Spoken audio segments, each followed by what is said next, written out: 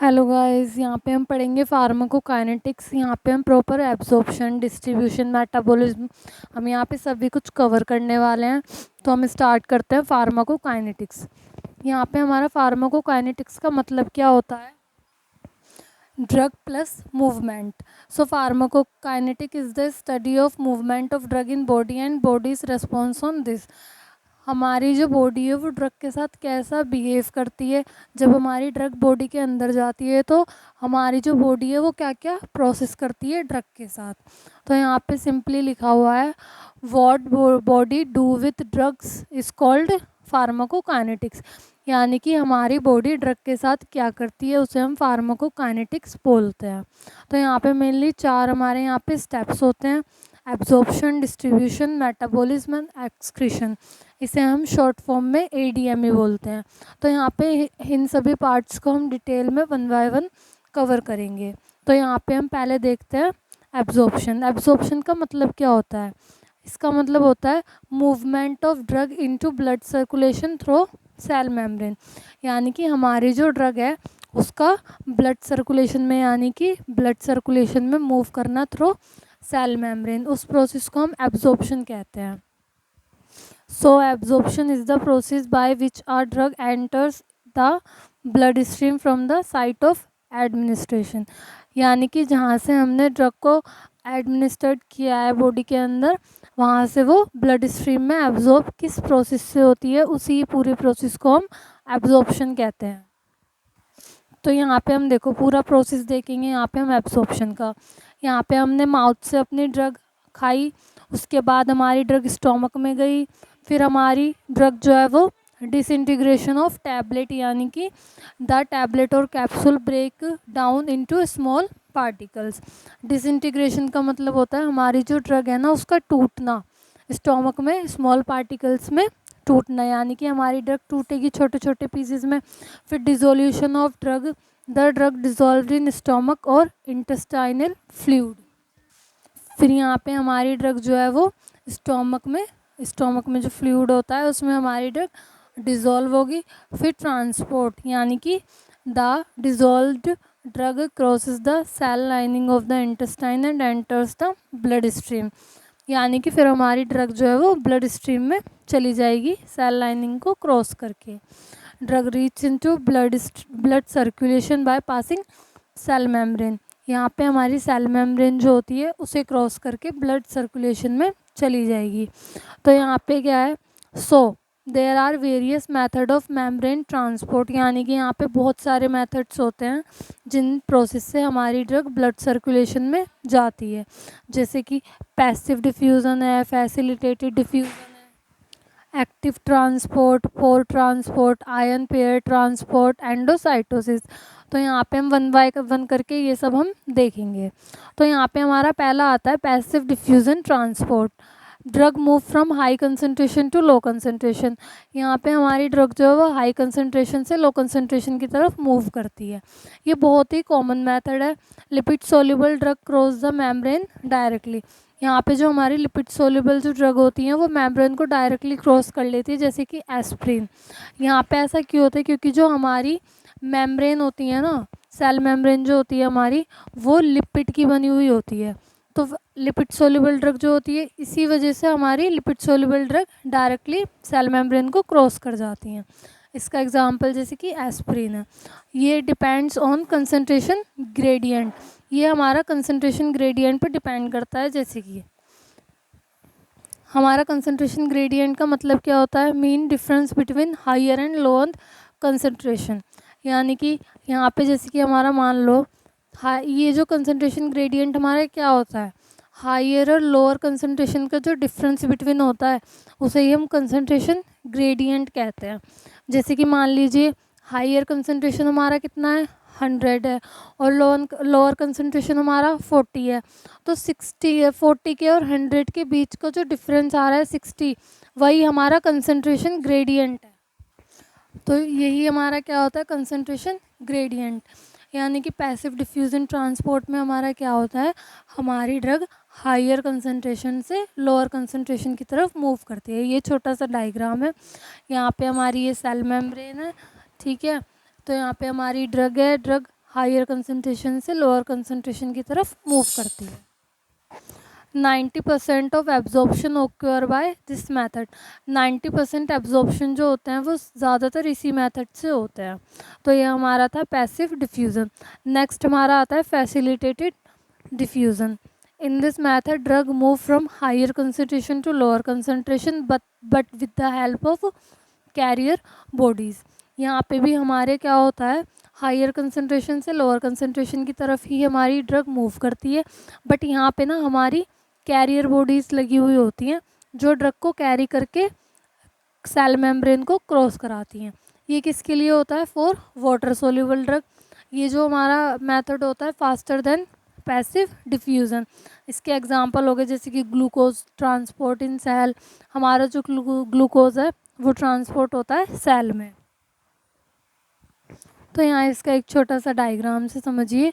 ये हमारी cell membrane है, यहाँ पे जो हमारी कैरियर बॉडीज़ लगी हुई होती हैं ये यहाँ पे ड्रग को कैरी करती हैं और यहाँ पे छोड़ देती हैं, सेल मेम्ब्रेन को क्रॉस करवा के ब्लड स्ट्रीम में पहुँचा देती हैं।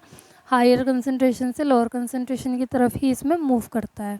तो ये हमारा फैसिलिटेटेड डिफ्यूज़न होता है। नेक्स्ट हमारा आता है active transport. In this method drug moves against concentration gradient from lower concentration to higher. यहाँ पे क्या होता है हमारा, यहाँ पे हमारा अगेंस्ट मूव करती है ड्रग कंसंट्रेशन ग्रेडियंट के। मतलब कि यहाँ पे हमारी drug lower concentration to higher concentration की तरफ मूव करती है। यहाँ पे हमें एनर्जीज रिक्वायर्ड, यहाँ पे हमें एनर्जी रिक्वायर्ड होती है जिसे हम एटीपी बोलते हैं, एडिनोसिन ट्राइफॉस्फेट। ये क्या हमारी एटीपी क्या होती है? It provide energy for many biological process. यहाँ पे ये जो हमारी एटीपी होती है, ये जो एटीपी होती है it provides energy for many biological process. यानी कि ये जो हमारी काफ़ी सारी हमारी बॉडी के अंदर बायोलॉजिकल प्रोसेस होती हैं उन्हें ये एनर्जी प्रोवाइड करती है। जैसे कि इसका एग्जांपल हो गया active transport. This process is selective only specific drug are transported. ये जो हमारा प्रोसेस है ये सेलेक्टिव है, यहाँ पे केवल स्पेसिफिक ड्रग्स ट्रांसपोर्ट होती हैं जैसे कि आयरन, लीवोडोपा, अमाइनो एसिड्स, ये सब जो है हमारी इस प्रोसेस से ट्रांसपोर्ट होती हैं। तो यहाँ पे हमारा बस क्या है, यहाँ पे हमारी ड्रग लोअर कंसंट्रेशन से हायर कंसंट्रेशन की तरफ मूव करती है। यहाँ पे हमें एटीपी की रिक्वायरमेंट होती है। एटीपी क्या होता है? एटीपी एक एनर्जी होती है जो कि हमारी जो बॉडी के अंदर काफ़ी सारी बायोलॉजिकल प्रोसेस होती हैं उन्हें एनर्जी प्रोवाइड करता है। ठीक है, तो ये नेक्स्ट हमारा आता है pore transport. In this method only low molecular size and low molecular weight water soluble drug can pass through small pores present in membrane। इस वाले मेथड में क्या होता है, जिनका मोलिकुलर वेट जो होता है वो बहुत लो होता है और वाटर सोल्यूबल ड्रग जो होती है हमारी वो इस मेथड से क्रॉस करती हैं। पोर का मतलब होता है छेद। जो हमारी सेल मेम्ब्रेन होती है उसमें छोटे छोटे से ना छेद होते हैं, हिंदी में बोलते हैं जिन्हें, छेद हम हिंदी में बोलते हैं। ठीक है, तो उसमें जो सेल मेम्ब्रेन में जो छेद होते हैं उसके थ्रू हमारी ड्रग जो है वो क्रॉस करती है। मेनली यहाँ पे कौन सी ड्रग क्रॉस करती हैं? जिनका मोलिकुलर साइज लो होता है, मोलिकुलर वेट लो होता है और वाटर सोल्यूबल ड्रग होती हैं। ठीक है, ऑल्सो कॉल्ड फिल्ट्रेशन और बल्क फ्लो, इसे हम फिल्ट्रेशन और बल्क फ्लो भी बोलते हैं। Drug move from high concentration to low concentration. यहाँ पे हमारी drug high to low move करती है। यहाँ पे हमें कोई भी कैरियर की या प्रोटीन यहाँ पे कोई भी इन्वॉल्व नहीं होता है।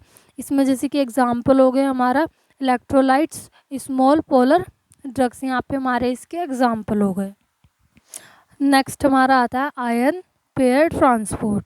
It involve the absorption of ionic drug which have passive negative positive negative charges. यानी कि यहाँ पे हमारी वो ड्रग एब्जॉर्ब करती हैं जिनके पास में पॉजिटिव और नेगेटिव चार्जेस होते हैं। यहाँ पे हमारी कोई भी एनर्जी रिक्वायर्ड नहीं होती है। Useful for transport of strongly ionize drug. यहाँ पे जो स्ट्रॉन्गली आयोनाइज ड्रग होती हैं उनके लिए ही यूज़ होता है। तो यहाँ पे हमारा मेनली क्या होता है, हमारी आयोनाइज ड्रग होती है जिसके ऊपर हमारी कोई ड्रग है जिसके ऊपर पॉजिटिव या नेगेटिव चार्ज होता है। तो हमारी सेल मेम्ब्रेन जो है उसमें अपोजिट चार्ज होगा। अगर हमारी ड्रग पॉजिटिव चार्ज है तो यहाँ पे हमारा सेल मेम्ब्रेन में नेगेटिव चार्ज होगा, दोनों अट्रैक्ट करेंगे तो यहाँ पे दोनों का न्यूट्रल पेयर बन जाएगा। पेयर बनने के बाद यहाँ पे मेम्ब्रेन क्रॉस कर लेंगे, क्रॉस करने के बाद वो जो अपोजिट चार्ज है वो ड्रग को रिलीज़ कर देगा। जैसे कि यहाँ पे हम छोटे से एग्जाम्पल से समझते हैं, तो यहाँ पे ना हम छोटे से डायग्राम से समझते हैं। यहाँ पे हमारी ड्रग है जिसका पॉजिटिव चार्ज है और यहाँ पे हमारी ये नेगेटिव चार्ज वाला आयन है जो कि हमारी सेल में है। तो ये दोनों अट्रैक्ट हुए, अट्रैक्ट होने के बाद यहाँ पे इन्होंने न्यूट्रल पेयर यानी कि दोनों का पेयर बना लिया।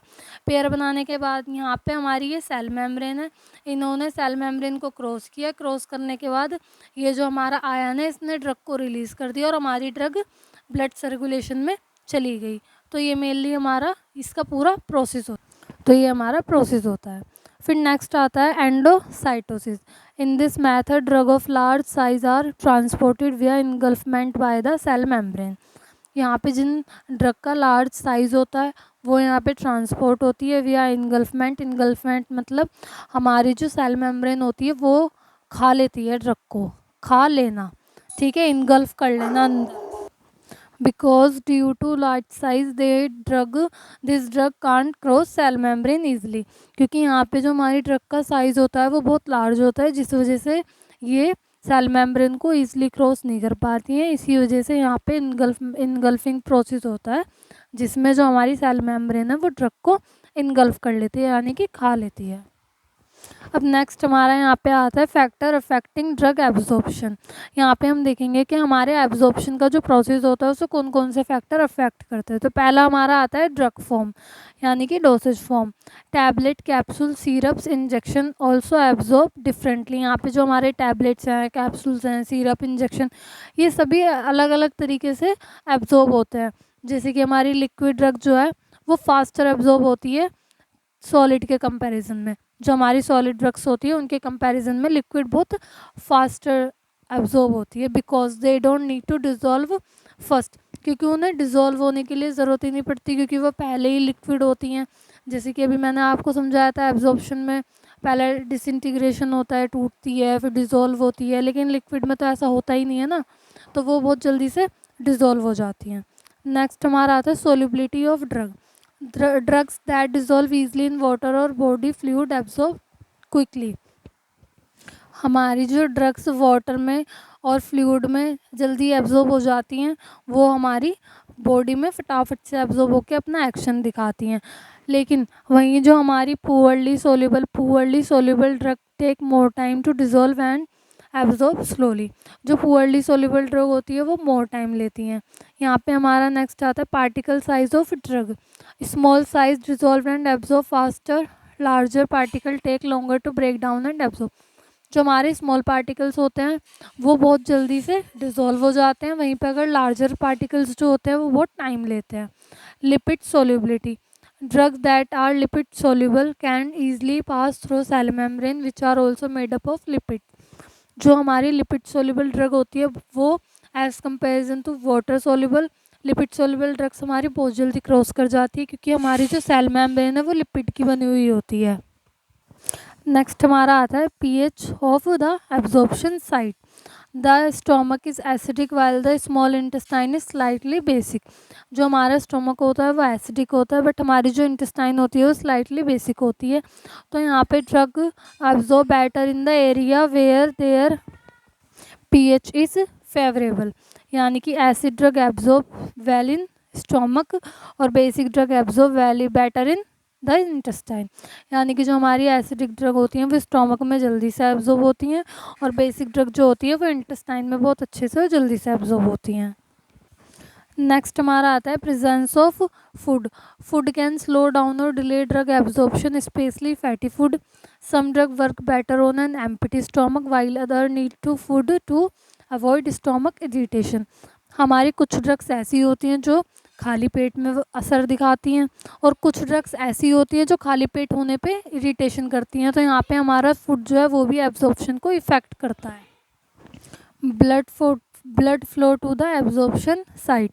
जितना ज़्यादा हमारा ब्लड फ्लो होगा उतनी जल्दी हमारा एब्जॉर्प्शन होगा। यहाँ पे एग्जांपल है जैसे कि drug injected into muscle with good blood flow absorb quickly, यानी कि हम अगर मसल्स में इंजेक्ट करेंगे ड्रग को तो वो बहुत जल्दी एब्जॉर्ब होती है।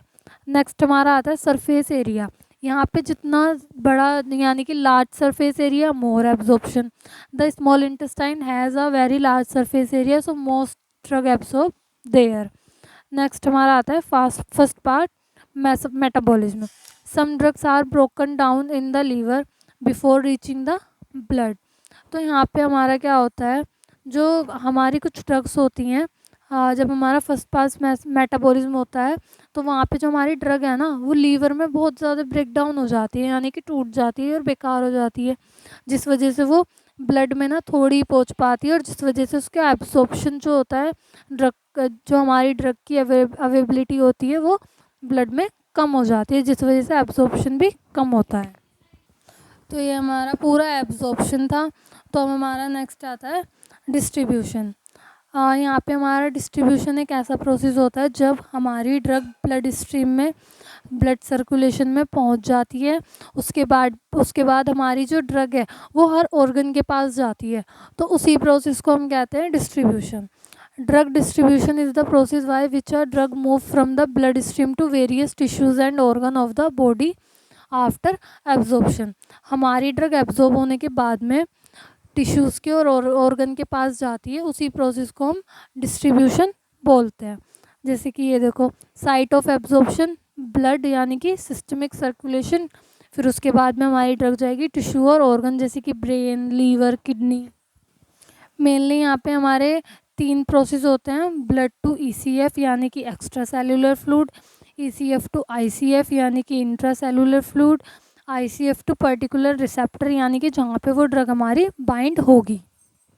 तो यहाँ पे जो हमारे 3 प्रोसेस होते हैं उन्हें हम समझते हैं। ब्लड टू ईसीएफ यानी कि extra cellular fluid, ECF to ICF यानी कि इंट्रा सेलुलर फ्लूइड और आईसीएफ टू रिसेप्टर।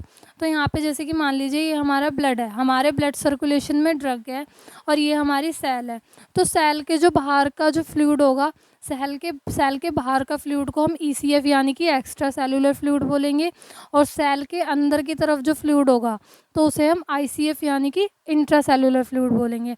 तो यहाँ पे हमारी ड्रग है, ड्रग से ब्लड से ईसीएफ में आई, ईसीएफ से सेल मेम्ब्रेन को क्रॉस किया, क्रॉस करने के बाद इंट्रासेल्युलर में आई, फिर उसके बाद में हमारी ड्रग पहुंच गई रिसेप्टर पे। यहाँ पे रिसेप्टर पे बाइंड होने के बाद में यहाँ पे वो अपना एक्शन शो करेगी और जो भी इफेक्ट उसे देना है वो वहाँ पे वो अपना इफेक्ट देगी। तो यहाँ पे इसके 3 स्टेप होते हैं। फिर नेक्स्ट हमारा आता है फैक्टर अफेक्टिंग ऑफ डिस्ट्रीब्यूशन। यहाँ पे हम देखेंगे डिस्ट्रीब्यूशन को क्या क्या फैक्टर अफेक्ट करते हैं। पहला है हमारा protein binding, plasma protein binding. यहाँ पे क्या होता है, some drugs bind with protein like albumin in the blood.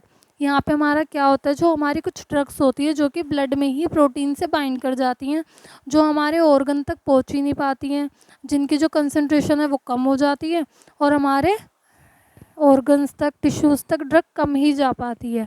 तो यहाँ पे क्या है, मोर बाइंडिंग लेस डिस्ट्रीब्यूशन। जितनी ज़्यादा बाइंडिंग होगा उतना कम डिस्ट्रीब्यूशन होगा। नेक्स्ट हमारा आता है ब्लड फ्लो यानी कि परफ्यूज़न रेट। जितना तेज़ हमारा ब्लड फ्लो होगा उतनी ज़्यादा ड्रग डिस्ट्रीब्यूट होगी। Higher perfusion higher the distribution of drug. Next हमारा आता है लिपोफिलिसिटी। जितना हमारा ड्रग का लिपिड का नेचर होगा उतनी जल्दी डिस्ट्रीब्यूशन होगी, क्योंकि हमारी सेल मेम्ब्रेन लिपिड की बनी हुई होती है तो वो ईजिली ड्रग क्रॉस कर जाती है। ठीक है। नेक्स्ट हमारा आता है drug molecular size. Lower the drug size, जितना छोटा साइज होगा उतनी जल्दी डिस्ट्रीब्यूशन होगा, उतना ज़्यादा डिस्ट्रीब्यूशन होगा। नेक्स्ट है हमारा volume of distribution. High volume of distribution higher the drug distribution. Next हमारा आता है tissue permeability. Some tissue like brain have tight barrier, less permeability, less drug entry. यहाँ पे क्या होगा, हमारी जो ड्रग है ना वो जल्दी से क्रॉस नहीं कर पाती है टिश्यूज़ को, क्योंकि वहाँ पे ना बहुत टाइट बैरियर्स होते हैं। जैसे कि हमारा ब्रेन है, वहाँ पे कोई भी ड्रग इजीली क्रॉस वहाँ के टिश्यूज़ तक नहीं पहुंच पाएगी, क्योंकि वहाँ पे ना बहुत टाइटली बैरियर्स होते हैं जो कि जल्दी से ओपन ही नहीं होते हैं। तो यहाँ पे less permeability, less drug entry. Next है हमारा physical barrier. Some barrier like BBB, BPV, यानी कि बीबी मतलब blood brain barrier, BPV blood placenta barrier, ये क्या करते हैं, ड्रग डिस्ट्रीब्यूशन को डिस्टर्ब करते हैं। Allow only lipophilic drug to pass, यहाँ पे ये केवल लिपोफिलिक ड्रग को पास करते हैं, जिस वजह से डिस्ट्रीब्यूशन को वो करते हैं, डिस्टर्ब करते हैं, जिस वजह से ठीक से डिस्ट्रीब्यूशन नहीं हो पाता है। तो यहाँ पे हमारे फैक्टर अफेक्टिंग थे डिस्ट्रीब्यूशन के। यहाँ पे एक हमारा छोटा सा टर्म है जो ज़्यादातर एग्जाम में पूछ लेते हैं, apparent volume of distribution. It tell us how much a drug separate in the body after we take it, यानी कि ये जो हमारा वॉल्यूम डिस्ट्रीब्यूशन है ये हमें बताता है कि हमारी जो ड्रग है वो खाने के बाद में कितना बॉडी में फैला हुआ है, यानी कि कहाँ कहाँ पे फैला हुआ है, कितना बॉडी में फैला है। It help us know whether the drug stage in the blood और goes into the body tissues, ये हमें बताता है कि हमारी जो ड्रग है वो ब्लड में ही रुकी हुई है या टिश्यूज़ तक और ऑर्गन्स तक गई है। तो इसका एक फॉर्मूला है, total drug in body upon drug in blood, यानी कि हमारी टोटल बॉडी में कितनी ड्रग है और ब्लड में हमारी कितनी ड्रग है, तो इसका एक फॉर्मूला है। तो मेनली हमारी आज हमने इसमें एब्जॉर्प्शन और डिस्ट्रीब्यूशन को प्रॉपर्ली कवर किया है। तो ये हमारा पार्ट 1 रहने वाला है। सेकंड पार्ट में हम मेटाबॉलिज्म और एक्सक्रीशन को डिटेल में कवर करेंगे। अगर मैं इसी में कवर करती तो ये वीडियो थोड़ा ज़्यादा लेंथी हो जाता, तो प्लीज़ आप चैनल को सब्सक्राइब कर लो जिससे कि आने वाले नोटिफिकेशंस तक आप तक पहुंच सके। ओके।